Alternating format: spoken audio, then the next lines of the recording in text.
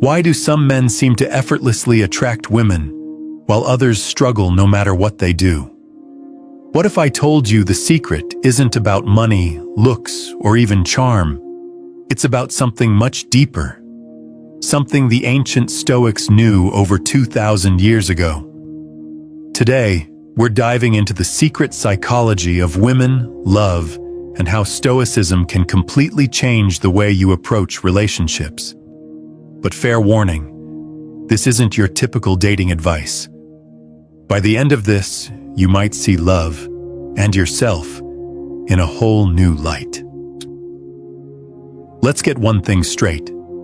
This isn't about manipulation or playing games. Stoicism isn't about controlling others. It's about mastering yourself. And when it comes to love, that's where everything begins. Think about it. How many times have you felt frustrated, confused, or even hurt in relationships? Maybe you've tried everything: grand gestures, endless compliments, always being available, but nothing seems to work. What if the problem isn't what you're doing, but how you're thinking? That's where Stoicism comes in. Today, we're going to explore how this ancient philosophy can help you understand the psychology of women, build deeper connections, and most importantly, become the kind of person who doesn't just attract love, but sustains it. Ready? Let's go. Here's the hard truth. Most men approach relationships from a place of lack. They think, if I can just get her to like me, then I'll be happy. But here's the thing. That mindset is already setting you up for failure. Why? Because it puts all the power outside of yourself. You're relying on someone else to fill a void, to make you feel worthy, to give you validation. And when you do that, you're not coming from a place of strength. You're coming from a place of neediness. And women can sense that. It's not about being alpha or beta or any of those labels. It's about being grounded, confident, and emotionally independent. That's what's truly attractive. But how do you get there? That's the challenge we're tackling today. 1. The dichotomy of control. Let's start with one of the core principles of Stoicism, the dichotomy of control. This is the idea that some things are within your control and some things aren't. Your thoughts, your actions, your reactions, those are within your control. Other people's thoughts, feelings, and actions, not so much. When it comes to relationships, this is huge. You can't control whether someone likes you or not. You can't control how they feel or what they do. But you can control how you show up. Are you kind, confident, and authentic? Or are you trying to be someone you're not just to impress them? Let me tell you a story about Marcus Aurelius, one of the greatest Stoic philosophers and a Roman emperor. Despite his power, Marcus Aurelius faced constant challenges in his personal life, including betrayal and loss. But instead of trying to control others, he focused on controlling himself.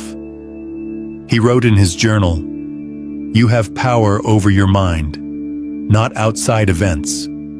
Realize this, and you will find strength."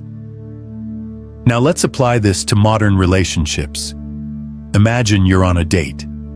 You're nervous and you're worried about saying the wrong thing. Instead of focusing on what she thinks of you, focus on being present. Be genuinely curious about her. Listen more than you speak. If she doesn't respond the way you hoped, that's okay. You can't control her reaction, but you can control how you handle it. This mindset shift is powerful because it takes the pressure off you and allows you to be your authentic self. And guess what? Authenticity is incredibly attractive. 2. Amor fati, loving what happens. Next up, amor fati. This is the Stoic concept of loving whatever happens, good or bad. In relationships, This means embracing rejection, heartbreak, and even the awkward moments. Why? Because they're all opportunities to learn and grow. Think about it. Every no you get is steering you closer to the right yes. But most men don't see it that way. They take rejection personally, and it destroys their confidence. Let me share a story about Epictetus, a Stoic philosopher who was born a slave. Despite his circumstances, Epictetus taught that we should embrace everything life throws at us, even the hardships. He said, "Do not seek for things to happen the way you want them to. Rather, wish that what happens happens the way it happens. Then you will be happy." Now, let's apply this to dating. Imagine you ask someone out and they say no. Instead of seeing it as a failure, see it as a redirection.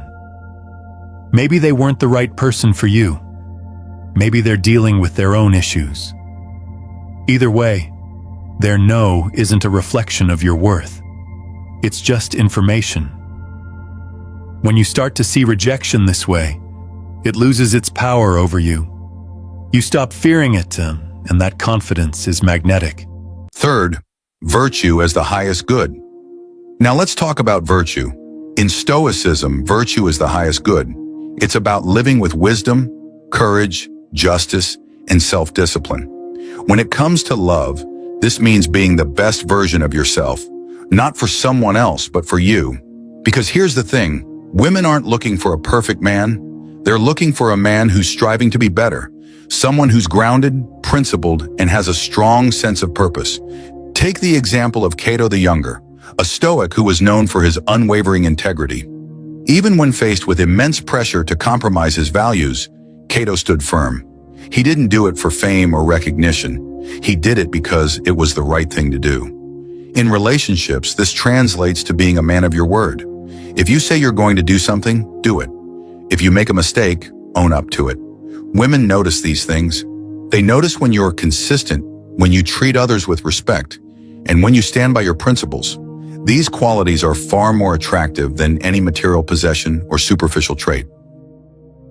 Fourth, understanding female psychology. Finally, let's talk about the psychology of women.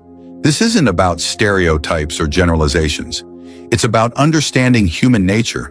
Women, like men, are drawn to certain qualities: confidence, emotional stability, and a sense of purpose.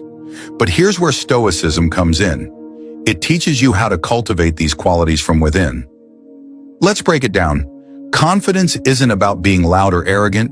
It's about being comfortable in your own skin. Emotional stability isn't about never feeling emotions. It's about managing them in a healthy way. And a sense of purpose isn't about having all the answers. It's about striving towards something meaningful. Think about Seneca, another Stoic philosopher.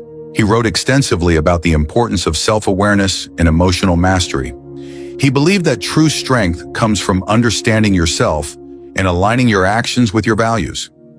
In relationships, this means being clear about what you want and what you stand for. It means being honest about your intentions and treating the other person with respect. When you approach relationships from this place of inner strength, you become someone worth investing in. The power of emotional resilience. Let's talk about emotional resilience, something the Stoics were masters of. In relationships, emotions can run high. Jealousy, insecurity, fear of rejection. These are all natural, but they can also sabotage your connections if you don't know how to handle them. Stoicism teaches us to observe our emotions without being controlled by them. Think of it like this. Emotions are like waves in the ocean. You can't stop them from coming, but you can learn to surf. Let me share a story about Zeno of Citium, the founder of Stoicism. Zeno lost everything in a shipwreck, but used that experience as a turning point in his life. Instead of letting despair consume him, he channeled his energy into studying philosophy and building a new life. In relationships, this means not letting your emotions dictate your actions. If you feel jealous, acknowledge it, but don't act on it. If you feel insecure, remind yourself of your worth. When you master your emotions, you become a rock in the storm, someone others can rely on. 6. The art of detachment. Detachment doesn't mean not caring. It means not letting your happiness depend on something outside your control. In relationships, this is crucial. Too many men make the mistake of tying their self-worth to whether someone likes them or not. But Stoicism teaches us to find our worth within ourselves. Take the example of Musonius Rufus, a Stoic teacher who emphasized the importance of inner freedom. He believed that true happiness comes from within, not from external validation. In relationships, this means being okay with whatever happens. If someone likes you, great. If they don't, that's okay too. Your worth doesn't change either way. When you approach relationships from this place of detachment, you become more confident, more present, and more authentic. 7. The role of communication. Communication is the bridge between two people, and Stoicism has a lot to say about how we use our words. The Stoics believed in speaking with intention, clarity, and honesty. They also believed in listening, truly listening, without letting your ego get in the way. Think about Marcus Aurelius again. He wrote, "When you wake up in the morning, tell yourself, the people I deal with today will be meddling, ungrateful, arrogant, dishonest, jealous, and surly. They are like this because they cannot tell good from evil." In relationships, this means approaching conversations with empathy and understanding. It means being honest but kind, and listening without judgment. When you communicate this way, you build trust and deepen your connection.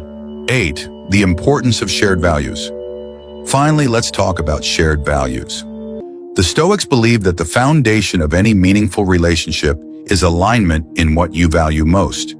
This isn't about having the same hobbies or interests. It's about sharing core principles like honesty, respect, and growth. Take the example of Cleanthes, a Stoic philosopher who lived a simple life but was deeply committed to his values. He believed that true happiness comes from living in harmony with nature and with others. In relationships, this means being clear about your values and seeking someone who shares them. It's not about finding someone perfect.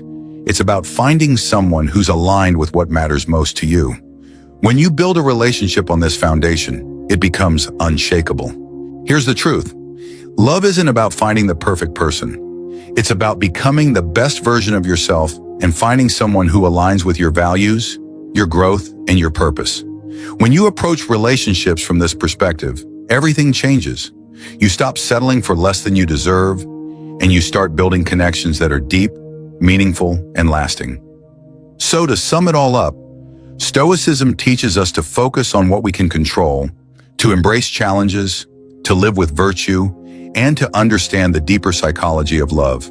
It's about emotional resilience, detachment, clear communication, and shared values. When you apply these principles, you don't just attract love, you create it.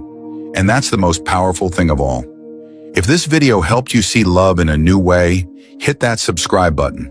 Let's keep growing together.